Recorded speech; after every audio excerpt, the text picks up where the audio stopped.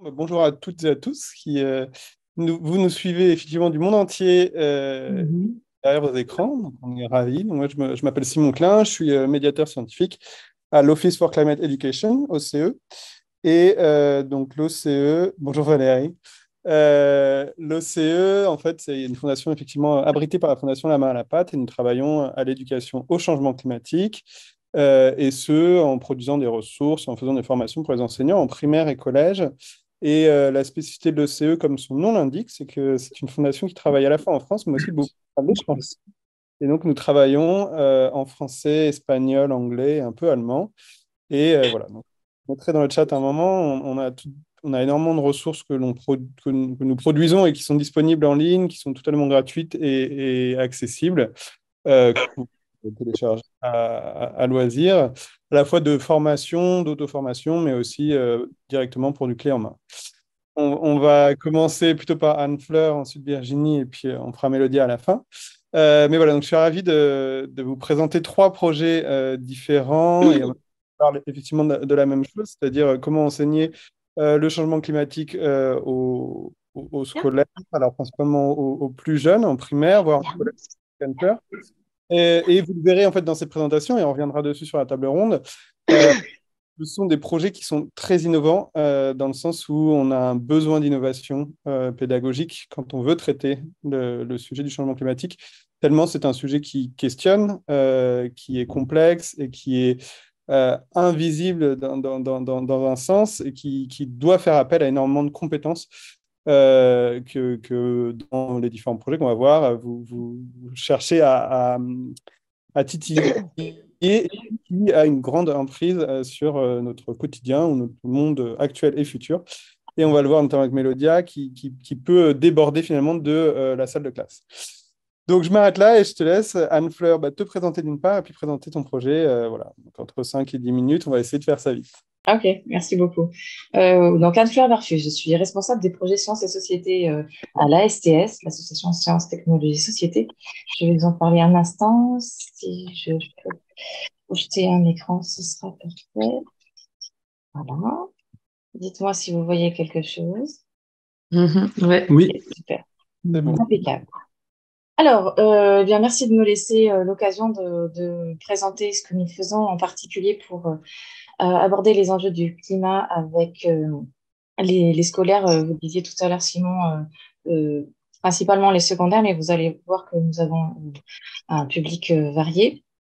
Et nous allons en particulier nous focaliser sur la formation des enseignants et documentalistes du secondaire grâce à Climatic Tac. Alors, je vois que Valérie m'a semblablement été connectée, donc je vais essayer de ne pas dire trop de bêtises. Je suis très honorée de présenter ça devant vous. Alors, trois mots sur la STS. C'est une association 1901 qui s'attache depuis plus de 41 ans à mettre en débat les enjeux que représentent pour la société les progrès scientifiques et les développements techniques, de promouvoir la culture de l'esprit critique et favoriser l'émergence d'une expertise citoyenne. Nous avons pour schématiser deux grands pôles, le pôle médiation scientifique et technique d'une part et le pôle médiation numérique de l'autre. Pour ce qui est de la partie médiation scientifique et technique qui nous intéresse aujourd'hui, euh, on peut là aussi simplifier en disant que nous concevons et animons des ateliers en classe du niveau en fait, du mi-primaire, mais il y a même des grandes sections maternelles jusqu'à la terminale. Donc les primaires beaucoup en temps périscolaire, les secondaires en intervention en classe ou à l'extérieur, et l'académie du climat. Nous avons aussi des ateliers longue durée un peu spécifiques pour les familles des électrosyndicats historiques. Et nous avons développé trois jeux pédagogiques dès 11 ans, l'un autour du climat, Climatic Tech, le deuxième autour des énergies et le troisième sur la biodiversité. Nous avons aussi deux programmes à la recherche monde académique et milieu scolaire par un système de parrainage de classes de collégiens et lycéens par des personnalités scientifiques. Nous organisons cette chose-là. Voilà. Nous organisons un festival de rencontres auteurs scientifiques depuis 12 ans avec le Val-de-Marne, qui s'appelle Les Sciences des Livres. Nous avons aussi conçu des expositions que nous prêtons gratuitement et nous sommes organisme de formation et proposons cette formation autour des enjeux du climat aux enseignants documentalistes en particulier, au niveau secondaire. Vous voyez qu'il y a une offre très riche et des publics très variés. Hop.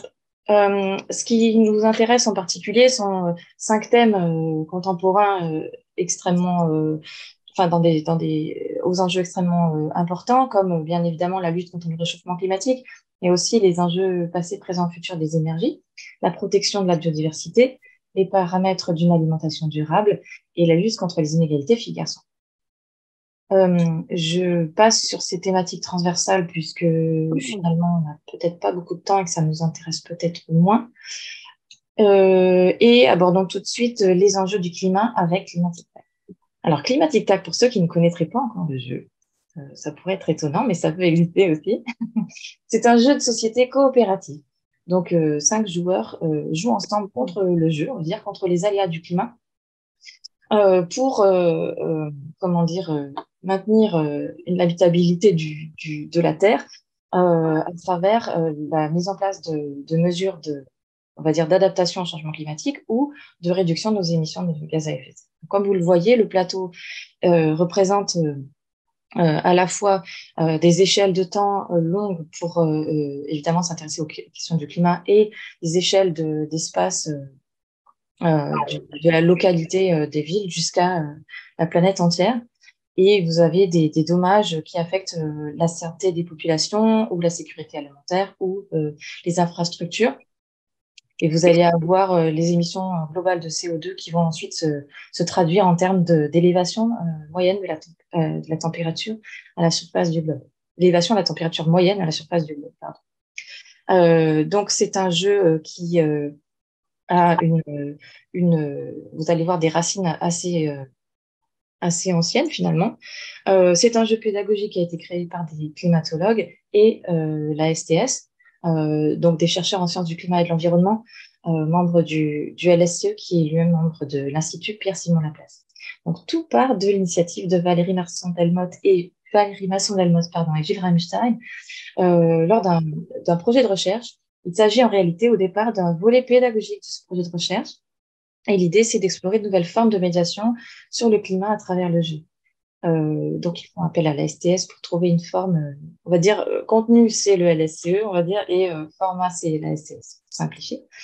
Et le projet, depuis, a connu une expansion jusqu'à devenir un jeu disponible dans le commerce, disponible à tous, et a, soit dit en passant, été reconnu par le CNRS et le collectif Climatic Tac a reçu la médaille de la médiation scientifique en 2021. Et comme je vous le disais, depuis a connu un rayonnement important et notamment à l'international. Il existe aussi une traduction. C'est un jeu et un support pédagogique extrêmement intéressant pour à la fois démontrer et faire l'expérience très concrète de l'influence humaine sur le climat et d'autre part, tout aussi important, d'évoquer les solutions réelles ou réalistes à la portée de l'humanité. Le contenu est documenté rigoureusement, les faits décrits sont avérés ou projetés par la communauté scientifique. Et ce sont des faits actualisés. Ça, c'est évidemment très important de ne rien céder à la rigueur. Enfin, rien céder de la rigueur scientifique concernant ce sujet central. On voit aussi qu'il y a d'autres dimensions qui sont intéressantes, comme par exemple, on voit très bien l'intérêt d'une coopération internationale, mais aussi l'action locale par des groupes d'individus. Ça invite directement à l'action et bien évidemment, pendant le jeu, il y a un ensemble de phases de débat, de valeurs de développement des valeurs d'empathie qui peuvent être très intéressants, en particulier auprès d'un public scolaire. Je fais vite. Donc, en avons deux types d'actions autour de Climatic Tac. Des médiations en classe, par exemple, des séances de 2 heures avec une partie introductive plus théorique. Par exemple, on rappelle ce que c'est que l'effet de serre, on présente les règles du jeu, on joue une partie entière en principe, et ensuite on dégage suffisamment de temps après la partie, 30 à 35 minutes, pour revenir sur tout ce qui s'est dit pendant la partie, les concepts, les solutions, et pour que les élèves repartent, entre guillemets, à la maison avec une idée plus claire de ce qui se joue et de ce qu'ils peuvent faire au quotidien. Pour ce qui est de la formation, donc je le disais, une formation cause humain pour les enseignants et documentalistes du second degré. L'objectif est d'être capable d'animer en autonomie une séance en classe autour de Climatic Tag, en classe ou en médiathèque, en bibliothèque. Les objectifs sont les suivants: s'approprier des connaissances, évidemment, mieux appréhender les enjeux actuels de la lutte contre le réchauffement climatique, et aussi de connaître bien en détail quels sont les différents leviers possibles pour atténuer le changement climatique, les effets du changement climatique, aussi adapter en s'intéressant aux différentes échelles de temps et d'espace dont je vous parlais tout à l'heure, se former aux règles du jeu, bien sûr, et être capable de sensibiliser les élèves à ces enjeux en les orientant vers des solutions locales et les accompagner vers l'évanouissement de valeurs de coopération, par exemple. C'est une formation de 5 heures qui a lieu en principe dans l'établissement et à l'issue de laquelle nous vous proposons un kit pédagogique avec des ressources, des messages clés à faire passer pendant le temps de discussion. Et si vous le souhaitez, on peut même faire parvenir des boîtes de jeux. Alors, rapidement, le déroulé de formation est le suivant. On revient pendant à peu près 1 heure sur les fondements scientifiques, les connaissances actuelles des enjeux du climat. Et, cette présentation est faite la plupart du temps par François Dulac, qui est chercheur au LSCE. Ensuite, je présente le projet Climatic Tag depuis sa création jusqu'à ce qu'il est devenu. Puis, on s'entraîne à jouer. On joue à Climatic Tag. On dit des choses sur ses composantes et en quoi ça peut être intéressant comme outil pédagogique pour faire passer ces messages. Et puis, je propose aux apprenants une façon de mener la discussion à l'issue d'une partie. Donc, si on doit résumer l'essentiel, et donc c'est mon dernier transparent, sinon ne t'inquiète pas. Le dernier transparent, c'est finalement une photographie de ce que peut vous proposer cette formation, des contenus en climatologie rigoureux actualisés grâce à François Dulac, de la manipulation, donc on joue une partie pour maîtriser les règles du jeu. Je vous propose une aide concrète à l'animation d'une séance de discussion en fin de partie. Je propose des ressources bibliographiques et notamment des ouvrages en consultation libre et notamment des ouvrages de Jean Josel, par exemple, qui sont sous-cotés par François Dulac, qui peuvent être ensuite achetés. Des outils pédagogiques en ligne. On ne manque pas de faire référence au site de l'OCE, bien sûr. On a un kit pédagogique et puis on propose aussi un suivi, le cas échéant. On propose une évaluation notamment. Ces formations sont 100% remboursables par les OPCO comme Uniformation et je me rends disponible en principe relativement facilement. Je vous réponds rapidement quand vous avez des demandes de formation dans vos classes. Voilà, j'ai essayé de faire très court. Merci énormément Anne-Fleur. Vraiment super intéressant et très concret. Alors, je t'invite, si tu le souhaites, à répondre aux questions en Q&A directement Oui. via le chat en parallèle et on va vite avancer avec Virginie Witz, justement, pour la seconde présentation. Et ensuite, on reviendra tous ensemble en table ronde pour continuer à discuter sur ces enjeux en dialoguant. D'accord. Alors, la STS n'est pas un centre de culture scientifique, technique, industrielle, c'est une association de loi 1901.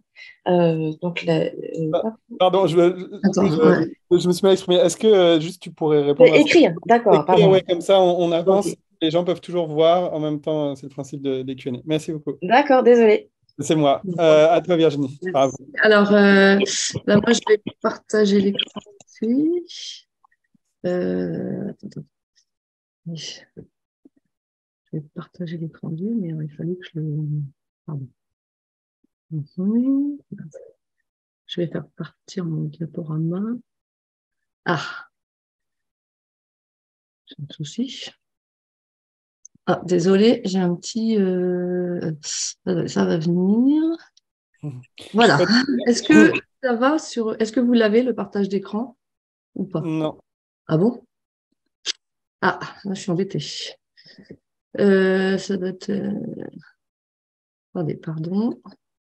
On va venir ou pas? Je ne comprends pas ce qui se passe. Installation file.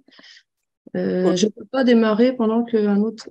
Option, est-ce que j'allais dire, Mélodie, est-ce que ça te dérange d'entamer? Et puis à la limite, Virginie, envoie-moi par mail le diaporama. Ouais, mais je ne comprends pas quand même parce que... Et du coup, je laisse la main à Oui, Mélodie. on va laisser la main à Mélodia. Et en attendant, vous pouvez voir effectivement les Q&A, vous pouvez switcher entre les questions ouvertes et ensuite dans répondu, vous pouvez aller voir les réponses aux questions. Mélodia, je te laisse ouvrir ton micro, du coup. Moi, c'était bon. Là. Hop, ouais, c'était bon. Ah, Ah, pardon. Très bien, je reviens après, pas de souci. ça marche, merci, merci beaucoup. Ça va marcher. Ouais. Alors, Ça marche. je vais mettre le son, partager l'audio également. Voilà. Est-ce que vous avez le partage d'écran là? Oui, c'est bon. Ah, super. C'est bon. Ah, on va pouvoir commencer. Donc, pardon hein, pour ce petit. Donc, nous, alors, on va également présenter un jeu sur le changement climatique. Mais bon, c'est un petit peu moins grande ampleur que Climatic Tac. Alors d'abord, on se présente donc, je présente mon collègue Cédric Nabor qui est enseignant en CM1 à Nogent-sur-Oise. On est en REP. Et moi, Virginie Witz, en fait, j'accompagne les enseignants au sein de leur classe sur les projets en mathématiques et en sciences. Donc, on va d'abord vous présenter le contexte dans lequel on a créé ce jeu avant d'en expliquer dans un second temps les règles, les modalités, les objectifs. Alors, c'est pour la 5e année consécutive que nous étudions le changement climatique au cycle 3, avec de nombreuses classes à Nogent. Donc, le centre pilote La main à la pâte Oise-Nogent accompagne un projet d'éducation au changement climatique qui prend en compte la progressivité des apprentissages tout au long du cycle 3.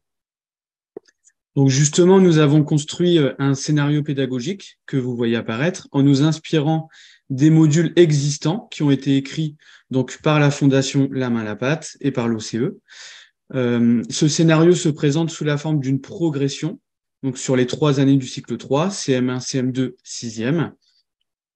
Il vise un double objectif, à la fois répartir le programme consacré à l'étude du changement climatique sur les 3 années, ce qui est quand même beaucoup moins lourd que de tout étudier la même année, et également assurer une continuité pédagogique pour l'élève afin qu'il consolide progressivement ses connaissances.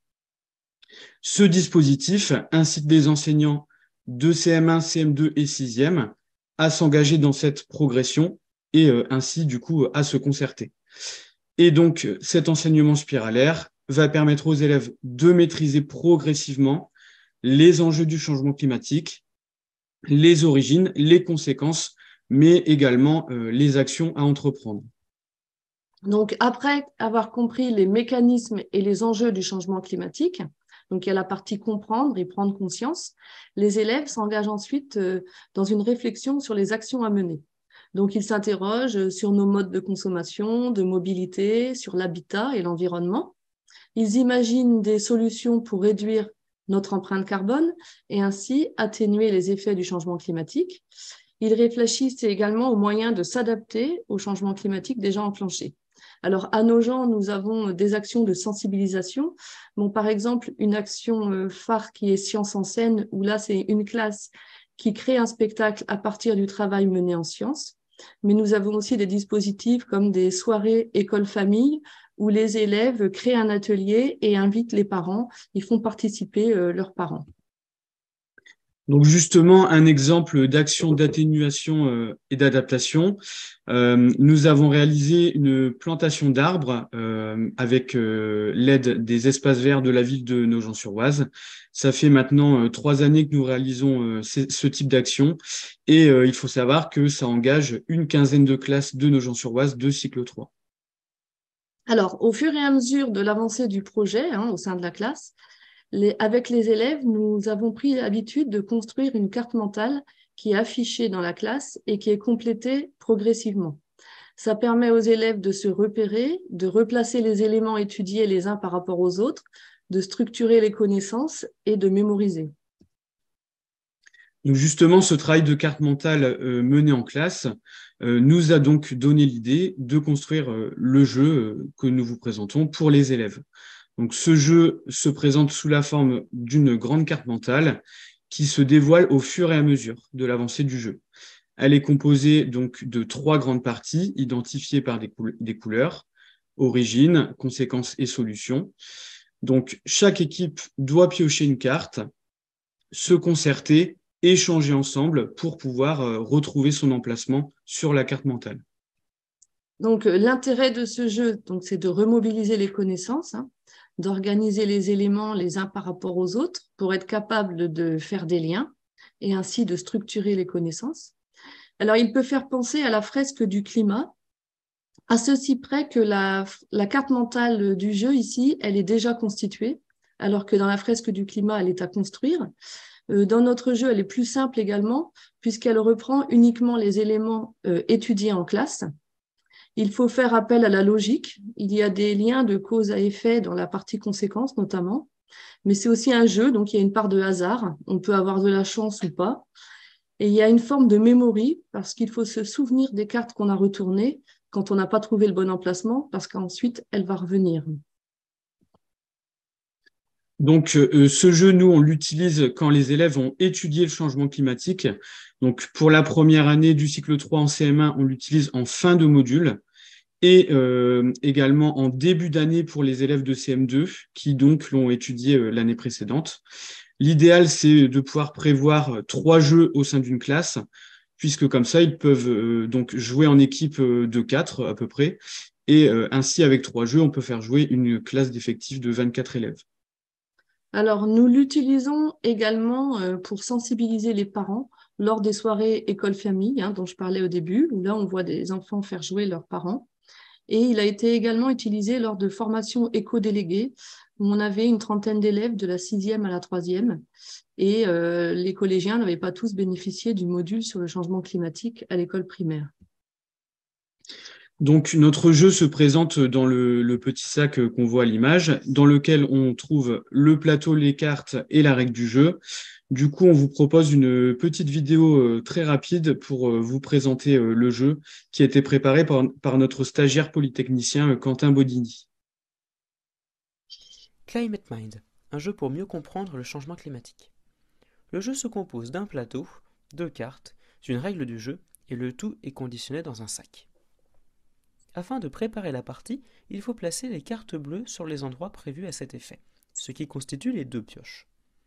Pour les autres cartes, il s'agit d'associer la forme indiquée au verso à celle qui correspond sur le plateau. On retournera ensuite 10 à 15 cartes au hasard sur le plateau. On constitue alors 2 équipes. L'une des équipes commence. Il s'agit de l'équipe Soleil. Elle pioche une carte bleue, tente de la placer au bon endroit sur le plateau, en se demandant s'il peut s'agir d'une origine, d'une conséquence ou bien d'une solution.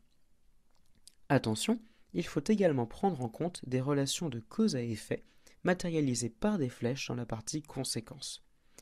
L'équipe s'accorde ensuite sur le choix d'un emplacement, puis le vérifie en retournant la carte jaune. C'est raté. Dans ce cas, on tentera de retenir le contenu de la carte découverte, que l'on repose face cachée. La carte bleue est replacée sous la pioche.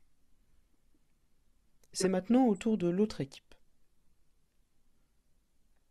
Elle pioche une carte bleue, petite pour un texte ou grande pour une image, selon son choix, et essaye de trouver son emplacement. Cette fois-ci, c'est réussi. L'équipe Lune garde donc les cartes bleues en sa possession. Elle vient de marquer un point. C'est au tour de l'autre équipe de jouer à nouveau. Chaque équipe continue à jouer à tour de rôle. Au fil de la partie, un nombre croissant de cartes sont révélées. Et le jeu prend fin lorsque toutes les cartes sont retournées face visible. C'est alors l'équipe qui a le plus de cartes en sa possession, donc celle qui a placé le plus de cartes, qui remporte la victoire.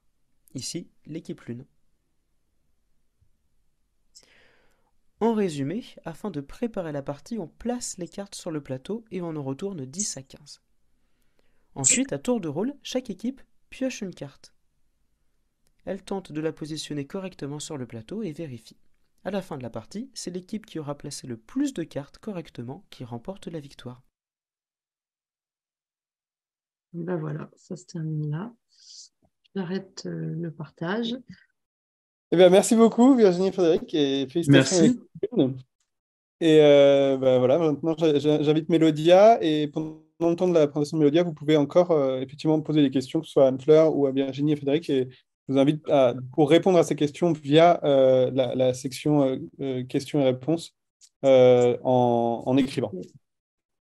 Merci. On se retrouve après pour la table ronde. Bonjour, je reprends la conversation. Je me présente rapidement, je suis Mélodia Magidi, responsable du centre pilote La Main à la Pâte à Montreuil depuis 3 ans maintenant. Je suis professeure des écoles de formation avec une formation scientifique initiale qui m'a permis du coup d'utiliser mes compétences au service des sciences dans le cadre des progrès, enfin des programmes de l'éducation nationale, mais aussi des différents projets de la Fondation La Main à la pâte. Je vous partage mon écran afin de vous présenter une activité qui est venue entièrement, comment dire, qui a été initiée complètement par les élèves d'une classe de CE1 de l'école Berthelot à Montreuil, donc deuxième circonscription de la ville de Montreuil. Je pense que le partage de connexion fonctionne. Si on peut me le confirmer, c'est l'idéal. Oui, je te le confirme. Tu peux peut-être mettre un grand écran si tu... J'essaie de faire, oui. Concernant ce projet, alors c'est la première fois que je fonctionne de cette manière-là. J'arrive Ok, pas. sinon, c'est pas grave, je connais pas non plus. Non, mais sinon, moi, je pense qu'on voit bien comme ça. Oui, ce serait Ouais, correct. continue. Donc c'est la première fois que je fonctionne de cette manière-là, dans le sens où ce projet, comme vous le disiez sur la présentation, est donc une valeur d'adaptation au réchauffement climatique, et le projet vient complètement des élèves. Donc des élèves de CE1, juste après le CP, qui ont entre 7 et 8 ans, vont les avoir dans l'année, sont arrivés assez véhément au retour des vacances d'été, donc au mois de septembre, dans leur nouvelle classe, et ont tout simplement proclamé qu'il avait fait trop chaud. Qu'il avait fait trop chaud pendant le mois de juillet, le mois d'août, que mamie était morte à cause de la chaleur, que c'était devenu irrespirable, que bah non, en Bretagne, c'était un petit peu mieux, mais oui, parce que toi, tu es à la mer, mais moi, je ne suis pas partie en vacances. Et en fait, spontanément, l'enseignant, lorsqu'il avait commencé à générer des questions autour de ces requêtes, les élèves ont apporté leur idée selon laquelle le temps n'était pas normal, que c'était beaucoup trop étouffant, et que, en effet, ils entendent à droite, à gauche, dans certains dessins animés, dans certaines revues, ils sont lecteurs à présent, que c'est lié au réchauffement climatique. Mais qu'est-ce que c'est que ce réchauffement climatique? On en comprend le mot réchauffement, on comprend moins le mot climatique, on comprend moins les deux ensemble. Et l'idée, finalement, des enseignants a été de contacter le centre pilote dont je suis responsable, afin de récupérer un petit peu toutes ces représentations des élèves et d'avancer avec eux. Finalement, comme je vous l'ai dit, on partait de rien et tout a été construit par les élèves. Donc, il fait trop chaud en ville. Et comment survivre? En fait, la notion de survivre est arrivée assez rapidement. Les élèves l'ont évoqué spontanément. Je suis venue une première fois pour les rencontrer. C'est un peu eux, finalement, qui ont mené la danse et qui m'ont dit, il fait trop chaud. On sait que c'est pas normal. À la télé, ils ont dit que c'était une canicule. Alors, c'était très drôle parce qu'ils avaient forcément un peu de mal à le prononcer, ce mot-là. Et il y avait beaucoup d'innocence dans leur jargon, beaucoup de questions. Paradoxalement, il y avait des craintes, mais canalisées par l'idée que, on peut changer.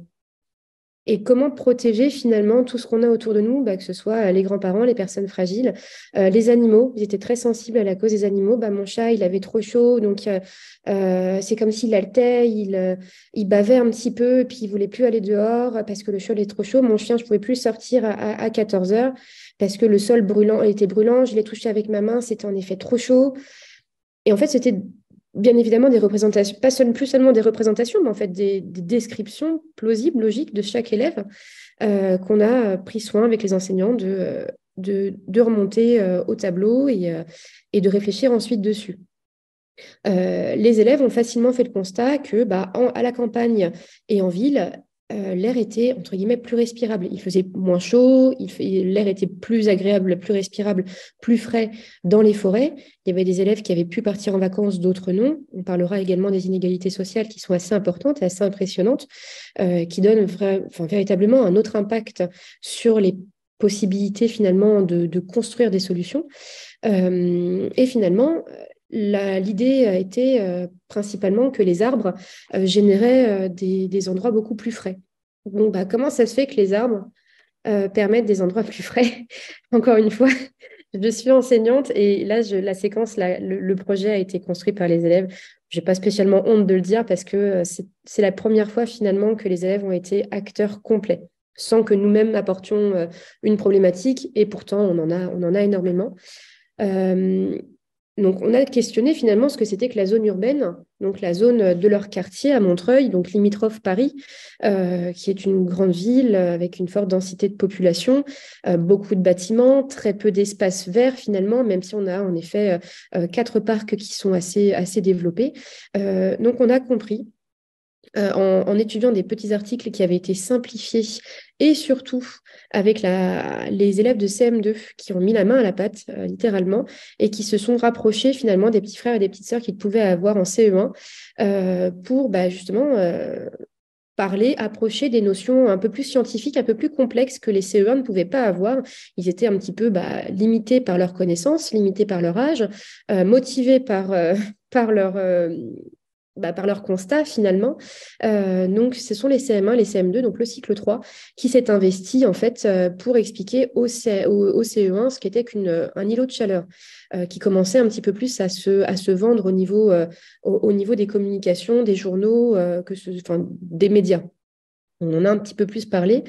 Donc, l'aspect scientifique de recherche est arrivé des CM1 d'abord, puis des CM2. Et on a pu finalement travailler la notion de végétalisation des villes avec les CE1, qui était quand même beaucoup plus abordable. Donc, on a fait des tests, on s'est rendu compte que finalement, en effet, dans les rues arborées, il y avait... Alors, les différences n'étaient pas probantes et étaient un petit peu décevantes pour certains élèves parce qu'ils s'attendaient vraiment à récupérer une différence de 10 degrés entre une rue qui était arborée à Montreuil et une rue qui ne l'était pas. Et finalement, en faisant différents tests ailleurs avec leurs parents, et c'est un des axes école-famille qui est important de rappeler, d'investir, de prendre les parents avec nous par la main pour qu'ils testent avec nous. Lorsque les élèves ont constaté qu'il y avait en effet une différence de température entre une rue arborée et une rue non arborée, ils ont décidé finalement de réinvestir leur école. On est vraiment dans une stratégie d'adaptation, pas forcément de sensibilisation, dans le sens où ils étaient assez dans le concret. Bon, il se passe ça, on va faire ça. Donc, on veut s'adapter parce qu'on ne peut pas vivre, en fait. Les chats ont trop chaud, les chiens aussi. C'est pas possible, on ne peut pas faire de sport. Donc, l'idée a été de récupérer finalement, de réinvestir un espace qui n'était plus trop utilisé, donc qui est une grande terrasse qui sépare la maternelle de l'élémentaire, une terrasse de 32 mètres carrés qui était utilisée avant pour faire des plantations dans des bacs hors sol et qui finalement, les dalles blanches au sol générant beaucoup trop de luminosité et une chaleur beaucoup plus écrasante rendaient l'espace inexploitable. Donc, ils se sont dit qu'ils allaient planter des arbres. Les CM2 ont bien rappelé que ce n'était pas forcément possible de planter des arbres dans un espace investi par l'urbanisme. Et donc, l'idée a été d'investir quand même l'espace avec des plantes, mais à partir de bacs. Ils ont eu l'idée finalement de transformer cette terrasse en un espace végétal qui créerait de l'ombrage suffisamment haut sous lequel finalement les classes pourraient retravailler à nouveau pour planter. Pour travailler en temps de forte chaleur, pour protéger également d'autres structures, par exemple le compost de l'école qui a été installé cette année. Et finalement, ce travail a été motivé par l'idée que les élèves commenceraient en CE1, termineraient on ne sait pas quand, auraient besoin de contacter différents partenaires, donc l'urbanisme de la ville, des architectes, donc il y a eu des parents dont c'est le métier qui sont intervenus également pour expliquer quelles étaient les limites du projet, des partenaires également dans les jardins écoles qui ont dit c'est très bien, mais quel type de plante est-ce qu'on peut utiliser? Il faut penser à différentes variables, donc les élèves avaient plein d'idées en tête, et puis quand on leur a apporté les plantes, ils ont dit non, mais c'est beaucoup trop lourd. Ah, mais non, mais c'est pas assez couvrant, il en faudrait beaucoup plus. Donc voilà, finalement, on était réellement dans une démarche scientifique qui mêlait à la fois l'investigation, le test, l'expérimentation et également l'observation. Le but, c'est de se projeter. Pour un élève de CE1, c'est en effet très compliqué, mais en même temps très simple parce qu'ils ont une part d'imagination et presque, j'ai envie de dire, de naïveté que nous n'avons plus en grandissant. Donc, c'est vraiment partir d'un projet d'observation, de constatation lié à des expériences et à des retours également en sollicitant les adultes. Ce sont eux quand même qui ont écrit à la mairie pour dire qu'il faisait trop chaud, que ce n'était pas normal et qu'ils voulaient récupérer leur espace. Donc là, nous sommes finalement en avril. La mairie commencera dès l'année prochaine les mesures avec l'urbanisme, si tout se passe bien.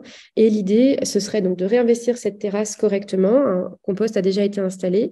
Les mesures ont été faites. Les premiers tests de maquettes pour vérifier les différentes variables type poids et couvrance sont en train de se faire avec les CM1, les CM2 également, et potentiellement le collège à partir de l'année prochaine.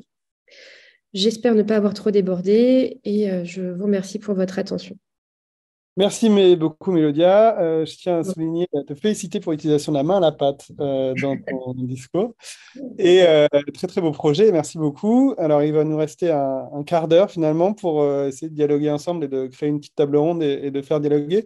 J'avais préparé des petites questions, mais on va y aller assez rapidement. Et puis après, on laissera aussi les questions émerger du chat. Donc, n'hésitez pas, vous qui êtes derrière, enfin, on est tous derrière les écrans, mais le public à écrire dans le chat si vous avez des questions et on va laisser les différents intervenants y répondre. Mais pour démarrer un petit peu et pour essayer de remettre un peu de cohérence là-dedans, je voulais questionner un peu parce qu'en fait, on a vu finalement 2 jeux et un projet qui sont des modalités pédagogiques, comme je disais, un peu finalement innovantes ou en tout cas qui font appel à des compétences qui sont pas simplement de l'ordre intellectuel ou en tout cas de l'ordre de la construction de la connaissance, enfin de l'acquisition de connaissances, pardon.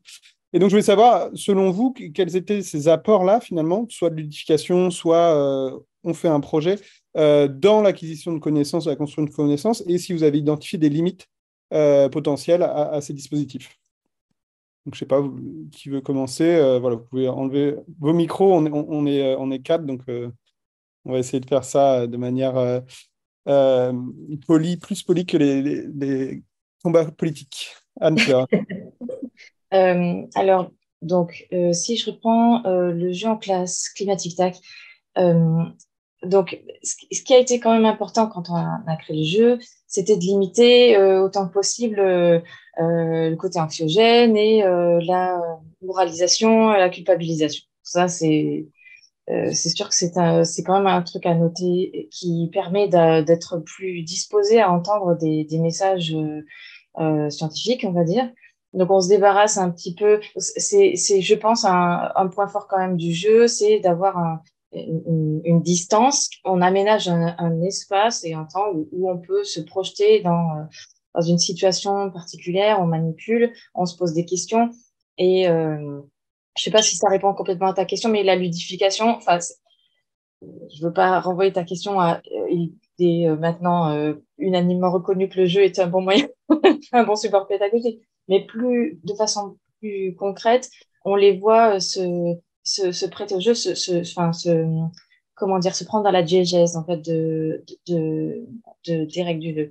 Et d'autre part, les limites potentielles, c'est le fait que quand on a une carte action qui est un levier pour caméra débloque, il s'agit par exemple de mettre en œuvre un programme pour limiter l'érosion des sols, par exemple, et ça va nous permettre d'avoir une amélioration de la récolte, des récoltes céréalières, donc une menace de moins sur la sécurité alimentaire, par exemple. Il va y avoir sur la carte évidemment écrit ce texte-là qui explique quelle est cette action qu'on met en place. Et d'autre part, il va y avoir un petit pictogramme qui va dire, voilà, vous pouvez enlever un pion de problème sur la sécurité alimentaire. La limite de cette chose-là, c'est que après les élèves ne se concentrent que sur je peux enlever un pion jaune du plateau et pas forcément lire à voix haute l'explication. C'est la seule chose à laquelle il faut veiller quand on joue ensemble, c'est à ce que les élèves lisent bien les cartes, comprennent bien le contenu de ce qui est écrit, avant de mettre en œuvre simplement le côté mécanique du jeu. J'enlève un problème et on passe au suivant, quoi. Je ne sais pas si c'était clair. Ici, je ne sais pas si les autres voulaient continuer la discussion là-dessus. Nous, justement, on rejoint Anne-Fleur sur ce que tu disais par rapport aux limites du jeu. Donc, nous, il faut savoir que le jeu ne peut pas se suffire à lui-même pour comprendre justement les mécanismes du changement climatique, puisque nous, il va plus venir soit en fin de module pour pouvoir structurer les connaissances qui ont été acquises, mais également pour les CM2 ou 6e, va venir justement sur un point de départ pour voir ce qui a été retenu des années précédentes. Donc ça, c'est plus en termes de limites. Donc ça peut pas se suffire uniquement à lui-même. Après, en ce qui concerne les apports, on a constaté beaucoup de motivation auprès des élèves. Forcément, ça développe l'esprit de compétition. Il y a aussi cet esprit d'équipe, puisque jouer ensemble, ça va favoriser également le dialogue entre eux, la coopération. Il y a aussi le fait de se dédouaner un peu de cet esprit d'échec vis-à-vis du jeu ou de l'erreur, de ne pas avoir peur de se tromper également, puisque ils savent que par rapport au jeu, comme la part de l'erreur est assez importante dans notre jeu, ils peuvent recommencer avec d'autres cartes après par la suite. Donc, c'est sûr que c'est plus un booster, on va dire, une motivation d'utiliser un support comme le jeu. Et il y a aussi cette forme d'addiction aussi quand on se lance dans une partie de jeu de société aussi. Excellent. Ouais, Mélodie, vas-y. Alors moi, c'est vrai que c'est un projet, donc on n'a pas forcément ce rapport au jeu de la même manière, entre guillemets. Et en fait, je rebondis quand même par rapport à cette idée d'éco-anxiété, enfin, du moins de l'anxiété liée au réchauffement climatique, qui ne sont que des conséquences finalement d'un dérèglement plus global, plus important. C'est que finalement, ces élèves-là n'ont pas eu la crainte de se dire c'est trop tard. Le c'est trop tard, c'est plus nous finalement en tant qu'adultes responsables qui lisons les médias et qui nous alarmons en effet que c'est potentiellement trop tard ou pas. Les élèves arrivent avec des solutions de si, alors, très algorithmique finalement. Donc, il se passe ça, alors on peut faire ça. Et puis finalement, ils nous regardent avec un air, mais pourquoi vous ne le faites pas? On sait que si on vous le propose, c'est que c'est possible. Et finalement, ces élèves-là vont grandir avec cette espèce de normalité. Ils vont grandir avec des étés de plus en plus chauds, avec des précipitations de plus en plus irrégulières. Et ils vont grandir avec cette normalité qui, nous, finalement, ne nous est pas acquise. Pour eux, pour eux, c'est tangible. Ils se rendent compte de ça et ils sont dans cette idée tout de suite d'atténuation, d'adaptation. Et c'est comme ça, on va faire avec. Et finalement, ce sont souvent ces élèves-là qui vont nous sortir de nos propres craintes et qui vont nous apporter la motivation. On parlait de ce rapport à la compétition. Finalement, la seule compétition qu'ils ont, c'est ce rapport au temps, parce qu'ils savent que finalement, le projet qu'ils commencent, sans connaître vraiment ce que c'est qu'un projet, ils ont connaissance de la temporalité. Ils savent que tout de suite, ce ne sera pas demain, qu'ils n'auront pas de résultats dans la semaine, qu'ils n'auront pas de résultats plus tard. Alors, ils ne comptent plus en dodo, ils ne comptent plus avec des valeurs type avant Noël, après Noël. Ils savent que c'est pour plus tard, mais ils savent en tout cas qu'une action mènera un résultat. Et ça, je pense que c'est une motivation qu'on n'a pas forcément dans des programmes d'éducation nationale, en fait, parce qu'ils vont se former avec l'action, limite avec le danger. Et ça apporte forcément une approche plus scolaire et ça les marque d'autant plus. Ils retiendront beaucoup plus facilement comme ça en s'investissant de la sorte. Après, niveau jeu, je pense qu'ils trouvent toujours leur pendant pour s'amuser, c'est certain. Ben oui, et par rapport à l'éco-anxiété, c'est vrai que, alors évidemment, quand ils sont en train de planter des arbres ou de faire une action telle que tu l'as expliqué, ils sont complètement en action, donc ça les aide. Et je dirais que le jeu, ça leur permet aussi d'avoir une certaine distance avec tout ça. Parce qu'on peut rire on se trompe de carte, et ça les met à distance, ça donne un recul. Tout comme quand on travaille, nous, sur Science en scène, où on s'amuse en fait à faire des scènes sur un sujet qui est pas facile, je trouve que c'est aussi un moyen où on peut se permettre de temps en temps de faire un pas de côté et de ne pas être plongé au cœur du pathos, quoi. Oui, puis je trouve aussi également que le jeu prend sa place, entre guillemets, dans l'inversement des rôles, où c'est finalement l'élève qui va sortir de son statut d'enfant pour former son parent, en fait, son père, sa mère, sa famille, de prendre un petit peu par la main. Regarde, mets-toi à ma place et écoute ce que je te dis. Et je trouve que c'est un pendant très intéressant dans le développement de l'esprit critique, parce qu'on va laisser la parole de l'élève se développer, on va le laisser juger finalement de son retour d'activité. C'est lui qui constate, est-ce que ça a fonctionné ou pas? Est-ce que c'est bien que ça a échoué? Pourquoi? De quelle réussite tires-tu de ton échec initial? Et ça, les parents, finalement, la main à la pâte, ça reste une dimension très importante. L'axe école-famille, de faire venir finalement la famille dans l'école, mais surtout de faire sortir cette démarche scientifique en dehors de l'école, en dehors de la classe, jusqu'à la chambre de l'enfant, jusqu'à son salon, jusqu'à son jardin, jusqu'à son balcon, finalement jusqu'à la mairie même. Et puis on arrive facilement à des dimensions d'éco-quartiers qui sont les nouvelles dynamiques, on va dire, des gouvernements.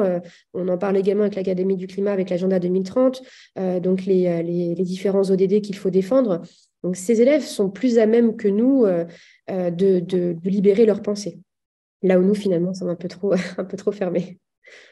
Trop bien. En vous entendant parler, ça fait une très belle transition sur une question qui me vient sur justement la relation école-famille, parce que je pense qu'il y a un peu deux côtés. Enfin, vous allez me dire ce que vous en pensez, mais il y a potentiellement un écueil sur l'éducation au changement climatique, sur cette relation aux familles, en cela qu'on peut potentiellement arriver sur des constats un peu comment dire, injonctifs, ou en tout cas qui touchent plutôt aux habitudes familiales sur lesquelles les jeunes et les mineurs, et notamment en primaire, n'ont pas la main, et ça peut créer, et on le sait, il y a certains enseignants qui redoutent ça ou qui ont été témoins de ça, ça peut créer des tensions ou ça peut mettre sur les épaules des jeunes des tensions vis-à-vis des habitudes familiales.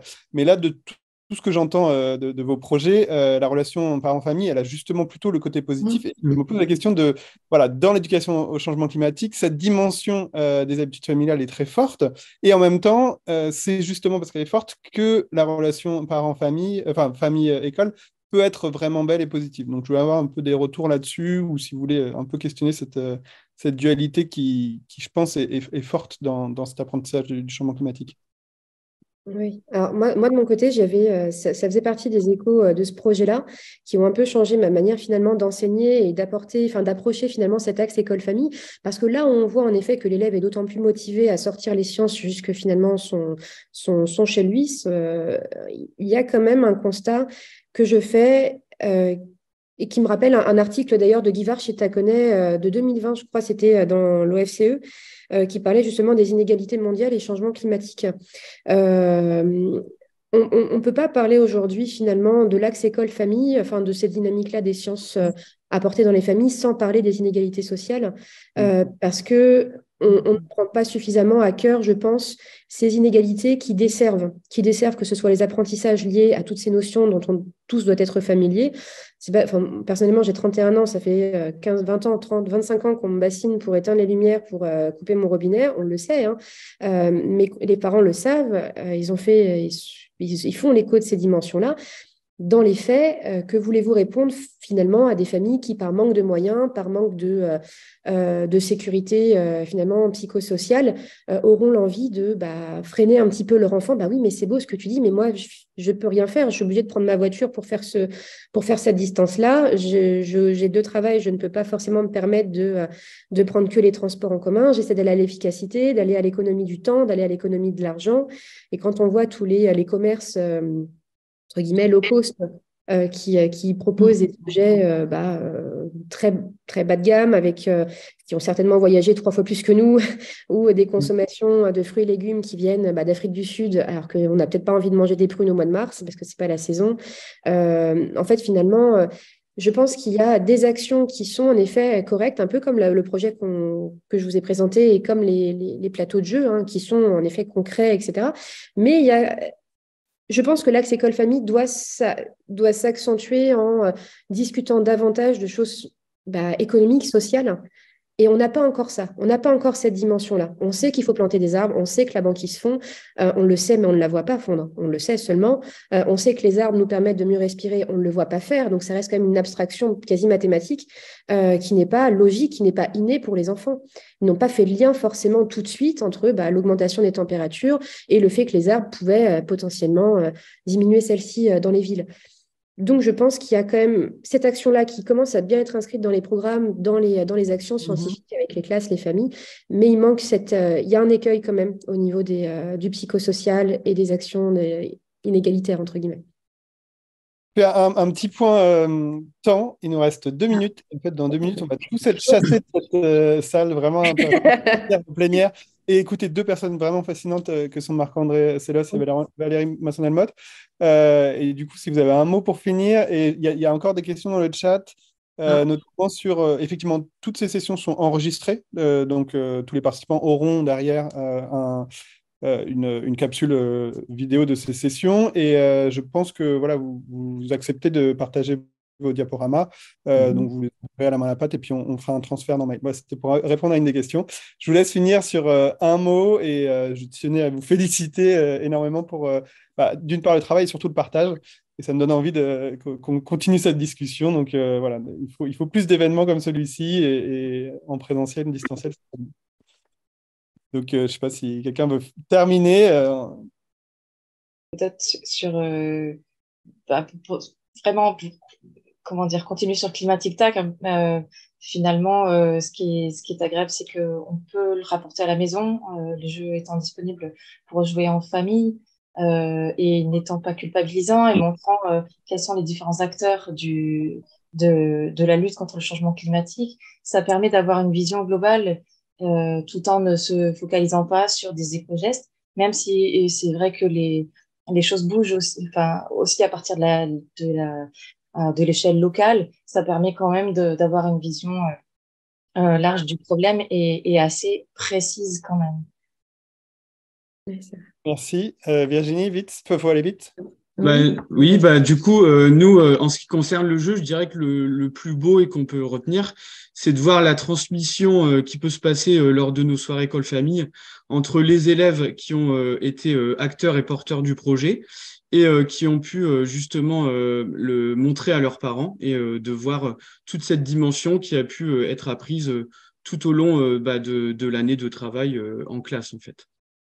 Voilà, mais merci beaucoup pour ce partage. Merci à vous. Merci beaucoup. Merci.